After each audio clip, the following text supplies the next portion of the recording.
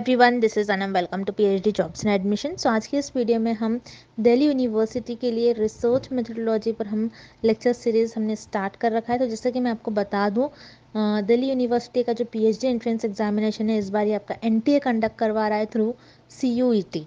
सो यहाँ पर मैं आपको बता दूं, जो कि आपका पेपर 1 रिसर्च मेथोडोलॉजी होता है। सो रिसर्च मेथोडोलॉजी के लिए हमने कंप्लीट लेक्चर सीरीज स्टार्ट कर रखी है, जिसमें यहाँ पर हम फर्स्ट लेक्चर स्टार्ट कर रहे हैं मीनिंग ऑफ रिसर्च, जिसमें आपको रिसर्च का मीनिंग, रिसर्च की डेफिनेशन, रिसर्च का मतलब क्या होता है, मैंने डिटेल में एक्सप्लेन कर रखा है। और यहाँ पर मैं आपको बता दूं, जैसे कि आप स्क्रीन पर देख सकते हैं, हम आपको पेपर 1 एंड पेपर 2 का स्टडी मटेरियल प्रोवाइड कर रहे हैं विथ 100% पासिंग गारंटी। तो प्रीवियस ईयर क्वेश्चंस पेपर जिसमें इन्वॉल्व है, मोस्ट एक्सपेक्टेड एमसीक्यूज हमारे स्टडी मटेरियल में इन्वॉल्व है, paper 1 as well as paper 2 के लिए। तो आपको स्क्रीन पर जो नंबर नज़र आ रहा है, उस पर व्हाट्सएप के थ्रू हमें कांटेक्ट करना है, या फिर आप हमारे ऐप को भी डाउनलोड कर सकते हो, which is global online app, जिसमें आपको एक ही जगह पर सारा कंटेंट मिल जाएगा। तो मैं आपको जल्दी से यहाँ पर बता दूँ, जैसे कि आप स्क्रीन पर देख सकते हो, पेपर 1 रिसर्च मेथोडोलॉजी, जो कि कॉमन होता है हर एक कैंडिडेट्स के लिए। यहाँ पर हम आपको कंप्लीट कोर्स प्रोवाइड कर रहे हैं, और पेपर 1 पर आपको 50% क्वेश्चंस एग्जामिनेशन में पूछा जाता है, जिससे कि 40% क्वेश्चंस हमारे ही कंटेंट से पूछे जाएंगे। ये हम आपको 100% गारंटी देते हैं। उसी के लिए आपको रिसर्च मेथोडोलॉजी के लिए हम आपको प्रिपेयर करवाते हैं, जिसमें यहाँ पर आपको देख सकते हो स्क्रीन पर वीडियो लेक्चर्स, जो कि थ्योरी प्लस एमसीक्यूज दोनों वीडियो लेक्चर्स है। Bilingual language, Hindi as well as English, दोनों लैंग्वेजेस में आपको हमारे वीडियो लेक्चर्स देखने मिलेंगे। नोट्स काफ़ी इंपॉर्टेंट नोट्स है, काफ़ी सिंपलेस्ट लैंग्वेज में नोट्स आपको देखने मिलेंगे। अगर आप एक बारी भी अगर कंटेंट रीड करते हो तो आपको कॉन्सेप्ट्स क्लियर हो जाते हैं। मॉक टेस्ट जिसमें आपके 400 एमसीक्यूज आपके कवर होते हैं, जिससे कि आप देख सकते हो कि आपकी कितनी प्रिपरेशंस हुई है, कितनी प्रिपरेशंस आपकी रिमेनिंग है। And finally 1500 plus MCQs PDF, जिसमें हम आपको प्रीवियस ईयर क्वेश्चंस भी प्रोवाइड कर रहे हैं। तो ये सारा कंटेंट 100% गारंटी सिलेक्शन आपको देगा एग्जामिनेशन में, ये हम आपको गारंटी देते हैं। उसी के लिए यहाँ पर आप देख सकते हो, आप हमारा ऐप डाउनलोड कर सकते हो, ग्लोबल ऑनलाइन ऐप, या फिर स्क्रीन पर जो व्हाट्सअप नंबर आपके साथ शो हो रहा है, इस पर भी आप हमें कॉन्टैक्ट कर सकते हो। So that's it, and let's begin with the lecture. Then मैं आपको जल्दी से बता दूं कि पेपर 2 का भी हम आपको स्टडी मटेरियल प्रोवाइड कर रहे हैं। जैसे कि आप स्क्रीन पर देख सकते हो, ये सारे सब्जेक्ट्स के लिए हम आपको पेपर 2 का स्टडी मटेरियल प्रोवाइड कर रहे हैं, जिसमें आपको notes plus MCQs and previous year questions भी देखने मिलेंगे। तो ये पेपर 2 का कंप्लीट हम आपको इन सारे सब्जेक्ट्स पर स्टडी मटेरियल प्रोवाइड कर रहे हैं विथ 100% पासिंग गारंटी। हमारी कोर्स से आपको क्वेश्चंस पूछे जाएंगे एग्जामिनेशन में। और अगर इसके अलावा भी आपको पेपर 2 का जो भी आपको सब्जेक्ट चाहिए, आप मुझे कमेंट कर पूछ सकते हो। So that's it, and let's begin with the today's lecture. First question, the best meaning of research is. इस क्वेश्चन में हमें रिसर्च की डेफिनेशन फाइंड आउट करनी है। जैसे कि हम रिसर्च मेथोडोलॉजी पढ़ रहे हैं, तो हमें रिसर्च की डेफिनेशन क्या होती है ये पता होनी चाहिए। ओके, अब हम ऑप्शंस देखते हैं। पहले हम ऑप्शन सी देखेंगे, search for universal truths of life. So इसे हम कहते हैं स्पिरिचुअलिटी। अब स्पिरिचुअलिटी होता क्या है, जैसे ऐसे questions, where we will go after we die, why have we come to the world, हम इस दुनिया में क्यों आए हैं, उसे हम कहते हैं स्पिरिचुअलिटी। अब स्पिरिचुअलिटी रिसर्च नहीं होती है, दैट्स व्हाई यहाँ पर आपका ऑप्शन सी इनकरेक्ट हो जाएगा।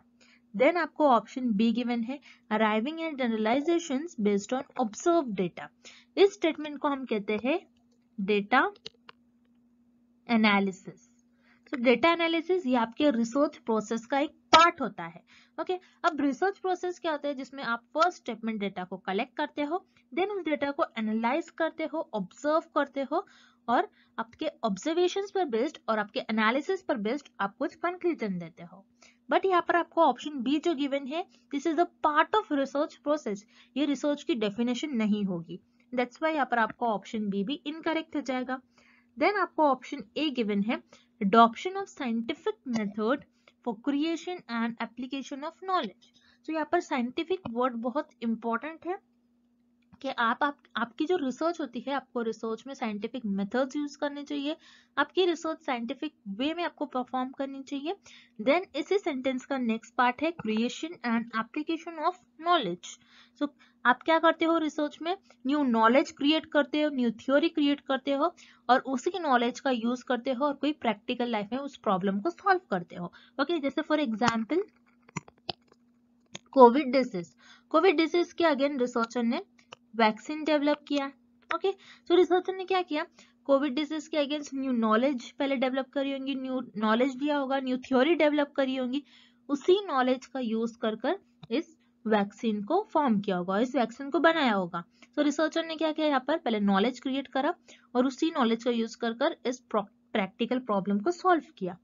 सो रिसर्च आपकी साइंटिफिक होनी चाहिए और रिसर्च में हम न्यू नॉलेज और उस नॉलेज का यूज कर हम कुछ प्रैक्टिकल लाइफ में उस प्रॉब्लम को सॉल्व करते हैं। तो ये आपकी हो जाएंगी द डेफिनेशन ऑफ रिसर्च। अब रिसर्च में आपको 3 वर्ड्स याद रखने हैं from exam point of view. This 3 words are very important. First point is आपकी रिसर्च साइंटिफिक होनी चाहिए। देन सेकेंड, आपकी जो रिसर्च होती है वो सिस्टमैटिक होनी चाहिए। मीन्स आपको आपकी रिसर्च में कुछ स्टेप्स, कुछ प्रोसेस फॉलो करना होता है। आप रैंडमली कोई भी स्टेप को परफॉर्म नहीं कर सकते हो। तो आपकी रिसर्च सिस्टमैटिक होनी चाहिए।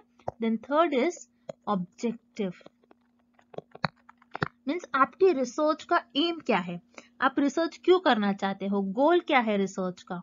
ओके, इसलिए आप ऑब्जेक्टिव परफॉर्म, आपकी रिसर्च क्या होनी चाहिए, आपको आपकी रिसर्च का ऑब्जेक्टिव पता होना चाहिए कि एम क्या है। अगर आप जो आप रिसर्च कर रहे हो उस रिसर्च से जो रिजल्ट्स आ रहे हैं वो रिजल्ट्स क्या कोई प्रैक्टिकल लाइफ में हम अप्लाई कर सकते हैं, क्या लोगों के लिए वो बेनिफिशियल है। इसलिए हम रिसर्च हमारी ऑब्जेक्टिव वे में होनी चाहिए। First is scientific and the second word is systematic and third is objective. अगर आपको एग्जाम में ऐसे वर्ड्स में से कोई एक वर्ड दिखता है डेफिनेशन ऑफ रिसर्च में, दैट मीन्स वो आपकी डेफिनेशन हो जाएगी। दैट्स व्हाई यहाँ पर आपका करेक्ट ऑप्शन हो जाएगा option A, adoption of scientific method for creation and application of knowledge. Next question, Which one of the following statements is not correct? इस क्वेश्चन में हमें फाइंड आउट करना है कि कौन सा स्टेटमेंट करेक्ट नहीं है अबाउट रिसर्च। ओके, अब हम ऑप्शंस देखते हैं। Option A, any person can do research. तो यहाँ पर आपका ऑप्शन ए करेक्ट हो जाएगा, बिकॉज कोई भी रिसर्च परफॉर्म कर सकता है, चाहे वो डॉक्टर हो, टीचर हो, इंजीनियर हो, स्टूडेंट्स हो, कोई भी रिसर्च को परफॉर्म कर सकता है। जैसे फॉर एग्जाम्पल एक टीचर है, टीचर अपनी क्लास में बच्चों को कुछ कॉन्सेप्ट समझा रही है और बच्चे उस कॉन्सेप्ट को समझ नहीं पा रहे, सो टीचर क्या कर लेगी, अपना टीचिंग मेथड चेंज कर लेगी।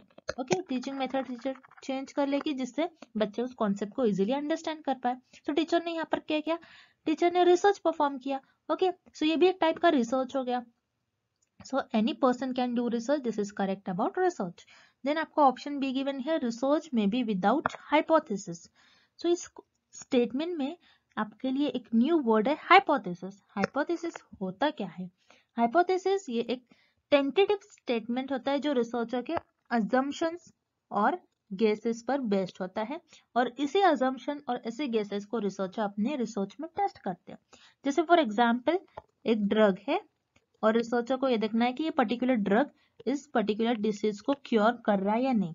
तो रिसर्चर का अजम्पशन क्या होगा इस केस में कि हो सकता है शायद ये ड्रग इस डिसीज को क्योर करे। सो रिसर्चर का एक अजम्पशन है, रिसर्चर का मानना है, बस इसी मानने को, इसी अजम्पशंस को रिसर्चर अपने रिसर्च में टेस्ट करते हैं और उसे हम कहते हैं हाइपोथेसिस। अब कोई रिसर्च ऐसी होती है जिसमें हाइपोथेसिस की जरूरत नहीं होती है, जैसे एक्सप्लोरेटरी रिसर्च होती है उसमें हाइपोथेसिस की जरूरत नहीं होती है।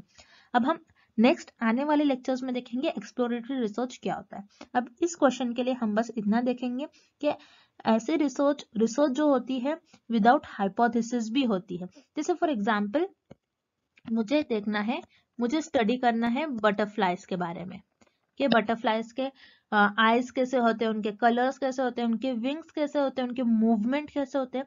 सो बस मैं क्या कर रही हूँ, मेरा नॉलेज एक्सपांड कर रही हूँ और मैं कोई एरिया को एक्सप्लोर कर रही हूँ। सो यहाँ पर मुझे हाइपोथेसिस की तो कोई जरूरत नहीं है, मैं बस अपनी नॉलेज को इंक्रीज कर रही हूँ। सो इस केस में क्या होता है, रिसर्च में कभी कभार हाइपोथेसिस की जरूरत नहीं होती है। दैट्स वाई यहाँ पर आपका ऑप्शन बी भी करेक्ट हो जाएगा। देन ऑप्शन सी आपको गिवन है, research is not always systematic. Means research always systematic नहीं होती है, इसका मतलब है, बट हमने देखा था research must always be systematic. Research systematic होनी ही चाहिए। अगर आपकी रिसर्च सिस्टमैटिक नहीं होती है तो आपकी रिसर्च इनवैलिड हो जाएगी। सिस्टमैटिक मीन्स व्हाट, आपको प्रॉपर स्टेप्स स्ट्रक्चर परफॉर्म करना होता है और आपको रैंडमली कोई भी स्टेप्स आप रिसर्च में परफॉर्म नहीं कर सकते हो। ओके, सो यहाँ पर आपका ऑप्शन सी इनकरेक्ट हो जाएगा, this is not correct about research. और हमें क्वेश्चन में भी यही फाइंड करना है which is not correct about research, that's why आपका यहाँ पर करेक्ट ऑप्शन हो जाएगा option C. Next question, research is related with, इस क्वेश्चन में हमें फाइंड आउट करना है कि कौन सा ऑप्शन कनेक्टेड है और लिंक्ड है विद रिसर्च। ओके, अब हम ऑप्शंस देखते हैं। Option A, discovery of new idea. तो यस, रिसर्च में रिसर्चर न्यू आइडिया डिस्कवर कर कर कोई चीजें डेवलप करते हैं। जैसे फॉर एग्जांपल कंप्यूटर्स है, computers, laptop, TV, mobile phones. तो ये सारे रिसर्चर ने क्या किया, अपने आइडियाज के थ्रू इन सारी चीजों को डेवलप किया। दैट्स वाई यहाँ पर आपका ऑप्शन ए करेक्ट हो जाएगा, research is related with discovery of new idea. Then आपको ऑप्शन बी गिवन है, solution of a problem. Yes, research में रिसर्च हमें हेल्प करता है कोई भी प्रॉब्लम का सोल्यूशन फाइंड आउट करने में। जैसे हमारे लिए एक बड़ी प्रॉब्लम थी जो कि है आपकी कोविड-19 डिसीज। कोविड-19 के अगेंस्ट रिसर्चर ने वैक्सीन डेवलप किया। ओके, सो ये एक प्रॉब्लम थी और उस प्रॉब्लम का रिसर्चर ने वैक्सीन डेवलप कर उस प्रॉब्लम का सोल्यूशन फाइंड आउट किया। सो रिसर्च में हम कोई भी प्रॉब्लम का सोल्यूशन फाइंड आउट करते हैं, दैट्स व्हाई आपका ऑप्शन बी भी करेक्ट हो जाएगा। देन ऑप्शन सी आपको गिवन है, investigation of a problem.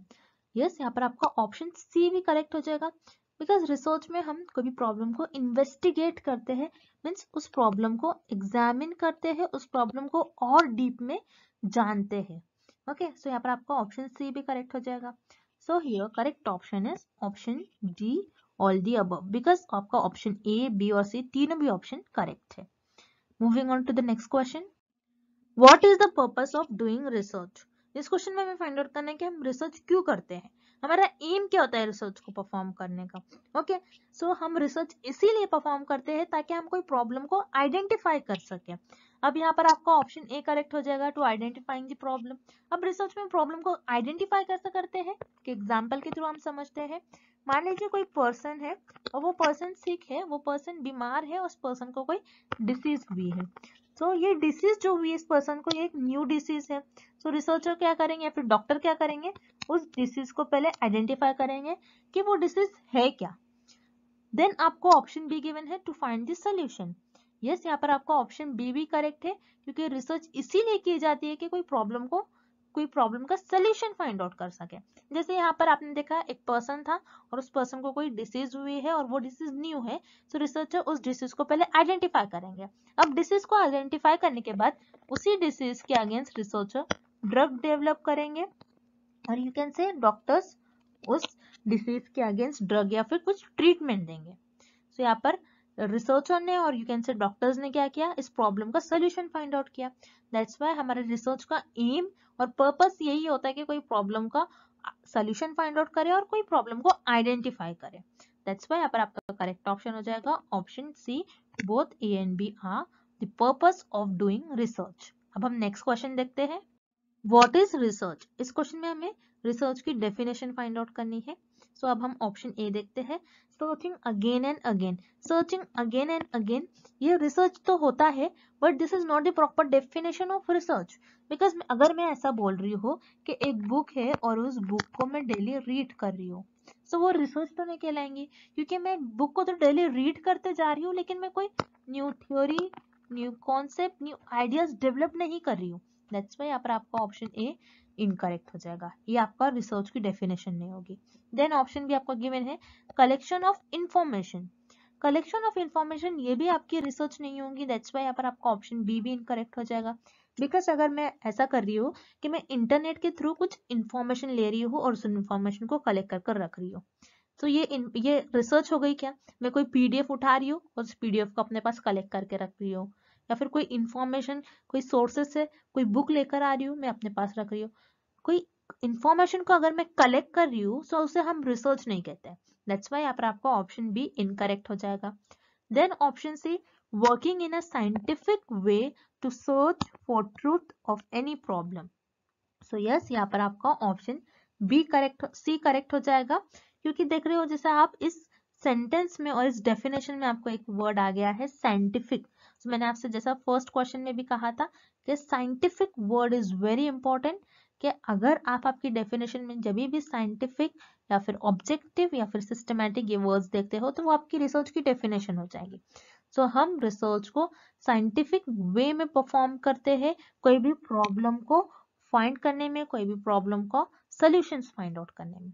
So that's why यहाँ पर आपका ऑप्शन सी करेक्ट हो जाएगा। This is the definition of research, working in a scientific way to search for truth of any problem.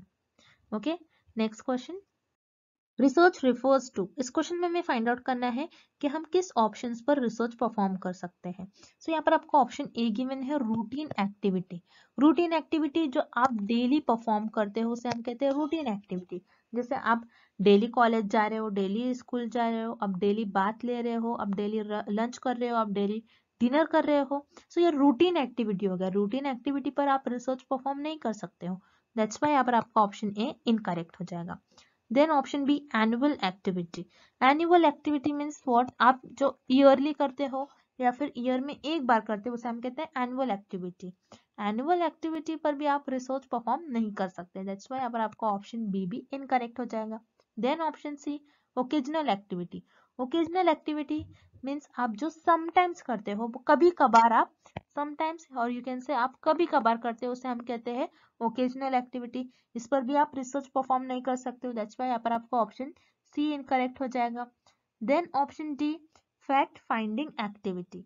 Yes, आप यहाँ पर आपका ऑप्शन डी करेक्ट हो जाएगा बिकॉज फैक्ट फाइंडिंग एक्टिविटी पर आप रिसर्च परफॉर्म कर सकते हो। अब फैक्ट्स क्या होते हैं, जैसे ऐसे टाइप के question, why sky is blue, sky blue क्यों है, why earth is round, earth round क्यों है। तो ये जो फैक्ट फाइंडिंग क्वेश्चंस है, फैक्ट फाइंडिंग एक्टिविटीज है, इन पर हम रिसर्च परफॉर्म कर सकते हैं ये देखने के लिए कि सच में अर्थ राउंड है या सच में स्काई ब्लू है। सो ये आपके फैक्ट्स हो गए। सो हम फैक्ट फाइंडिंग एक्टिविटीज पर रिसर्च परफॉर्म कर सकते हैं। दैट्स व्हाई यहाँ पर आपका करेक्ट ऑप्शन हो जाएगा ऑप्शन डी। नेक्स्ट क्वेश्चन देखते हैं अब हम, how would you define the research process. इस क्वेश्चन में हमें रिसर्च प्रोसेस की डेफिनेशन फाइंड आउट करनी है। सो अब हम ऑप्शंस देखते हैं। Option A, a method of collecting research data. So statement को हम कहते हैं डेटा कलेक्शन। सो डेटा कलेक्शन ये आपके रिसर्च प्रोसेस में एक स्टेप होता है जहां पर आप डेटा को कलेक्ट करते हो। सो ये आपकी रिसर्च प्रोसेस की डेफिनेशन नहीं होगी, this is the part of research process. That's why यहाँ पर आपका ऑप्शन ए इनकरेक्ट हो जाएगा। देन हम ऑप्शन सी देखेंगे, a method of presenting research results. तो रिसर्च रिजल्ट्स आप कब प्रेजेंट करते हो, रिसर्च प्रोसेस के लास्ट स्टेप में। This is the last step of research process और ये भी आपके रिसर्च प्रोसेस का एक पार्ट होती है, ये आपके रिसर्च प्रोसेस की डेफिनेशन नहीं होंगी। दैट्स व्हाई यहाँ पर आपका ऑप्शन सी भी इनकरेक्ट हो जाएगा। Then option B, the stages और steps the researcher follows in carrying out the research project. तो यहाँ पर आपका ऑप्शन बी करेक्ट हो जाएगा और this is the definition of research process. तो रिसर्च प्रोसेस की डेफिनेशन ये होती है जिसमें आप कुछ स्टेप्स परफॉर्म करते हो और उन स्टेप्स को परफॉर्म कर आप आपके रिसर्च का कुछ रिजल्ट्स फाइंड आउट करते हो और रिसर्च को आगे बढ़ाते हो। So this is the correct definition of research process. अब रिसर्च प्रोसेस के कुछ स्टेप्स ऐसे होते हैं कि फर्स्ट स्टेप में आप प्रॉब्लम को डिफाइन करते हो, देन नेक्स्ट स्टेप में आप डेटा कलेक्ट करते हो, देन उस डेटा को एनालाइज करते हो, एनालाइज करने के बाद उस डेटा पर कंक्लूजन्स निकालते हो और कंक्लूजन से रिजल्ट्स निकालते हो।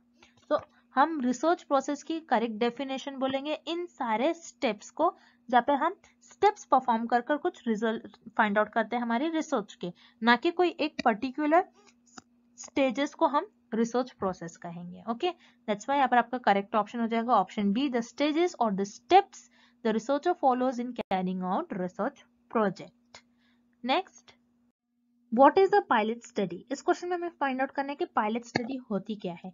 सो पायलट स्टडी में पायलट्स एंड एयरप्लेन्स इन्वॉल्व नहीं होते हैं। दैट्स व्हाई यहाँ पर आपका ऑप्शन बी और सी इनकरेक्ट हो जाएगा।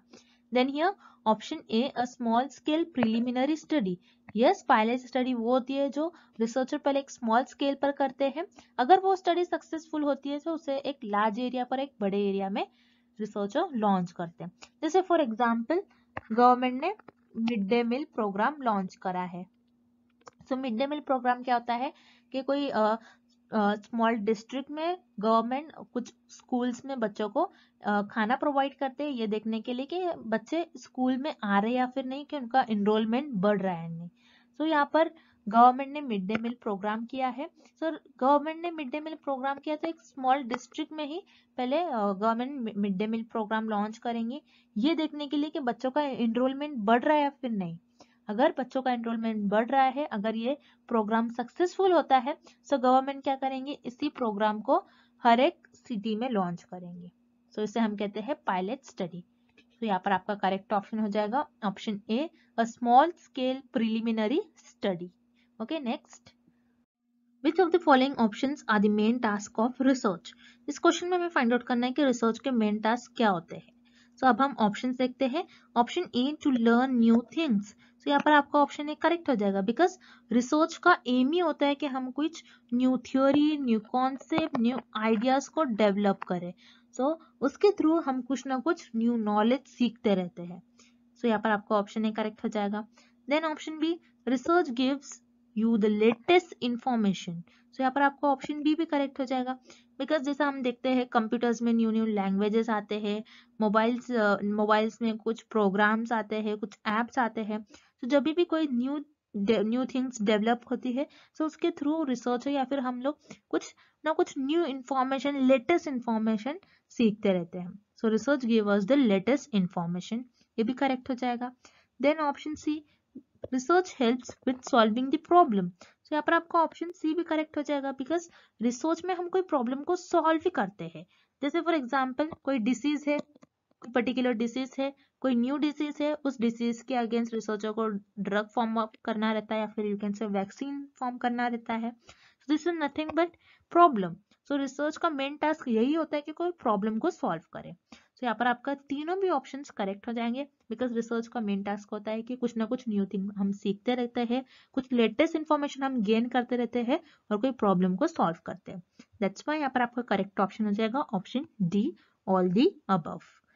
Moving on to the next question, how to जज the depth of any research. इस क्वेश्चन में हमें फाइंड आउट करना है हम किसी भी रिसर्च की इंपॉर्टेंस, किसी भी रिसर्च की डेप्थ को कैसे जज कर सकते हैं। सो यहाँ पर आपको ऑप्शन ए गिवन है, बाय रिसर्च टाइटल। क्या हम किसी भी रिसर्च की टाइटल से उस रिसर्च को जज कर सकते हैं? नहीं, बिकॉज जैसे फॉर एग्जाम्पल मेरे पास एक टाइटल है, स्टडी ऑन वायरसेस। तो इस टाइटल से कि मैं उस रिसर्च को जज कर सकती हूँ कि वो रिसर्च अच्छी है या फिर नहीं है? No, it's not possible. क्या हम सिर्फ टाइटल को ही देख के किसी भी रिसर्च को जज नहीं कर सकते हैं? देन यहाँ पर आपका ऑप्शन बी गिवन है, बाय रिसर्च ड्यूरेशन। मीन्स उस पर्टिकुलर रिसर्च को कितना टाइम लगा है। किसी रिसर्च को कंप्लीट होने में 2 वीक्स लगते हैं, किसी रिसर्च को कंप्लीट होने में 2 इयर्स लगते हैं, 1 ईयर लगता है, 6 मंथ लगता है। तो हम किसी भी रिसर्च की डेप्थ को उसके ड्यूरेशन के अकॉर्डिंग जज नहीं कर सकते। दैट्स व्हाई यहाँ पर आपका ऑप्शन बी भी इनकरेक्ट हो जाएगा। देन हम ऑप्शन डी देखते हैं, by total expenditure on research. यहाँ पर आपका ऑप्शन डी भी इनकरेक्ट हो जाएगा, बिकॉज हम किसी भी रिसर्च के डेप्थ को इसलिए नहीं जज कर सकते कि उसमें कितना पैसा खर्च हो गया है, उसमें कितना मनी स्पेंड है। अगर कोई रिसर्च में ज्यादा मनी स्पेंड है, दैट मीन्स वो रिसर्च अच्छी है, ऐसा हम नहीं कह सकते हैं। दैट्स व्हाई यहाँ पर आपका ऑप्शन डी भी इनकरेक्ट हो जाएगा। Then option C, by research objectives. तो यहाँ पर आपका ऑप्शन सी करेक्ट हो जाएगा, बिकॉज हम किसी भी रिसर्च के डेप्थ को जज कर सकते हैं बाय इट्स ऑब्जेक्टिव, के उस रिसर्च का गोल क्या है, उस रिसर्च का गोल क्या है, उस रिसर्च का एम क्या है, वो रिसर्च क्यों की गई है, क्या उस रिसर्च के करने के बाद उस रिसर्च के जो रिजल्ट आ रहे हैं वो सोसाइटी के लिए बेनिफिशियल है या नहीं। सो इससे हम रिसर्च की डेप्थ को जज कर सकते हैं। दैट्स वाई यहाँ पर आपका ऑप्शन सी करेक्ट हो जाएगा, bye research objectives. So student, this is all about the meaning of research. I hope the definition of or the meaning of research is clear to everyone. Thank you for watching this session and good luck with your preparations.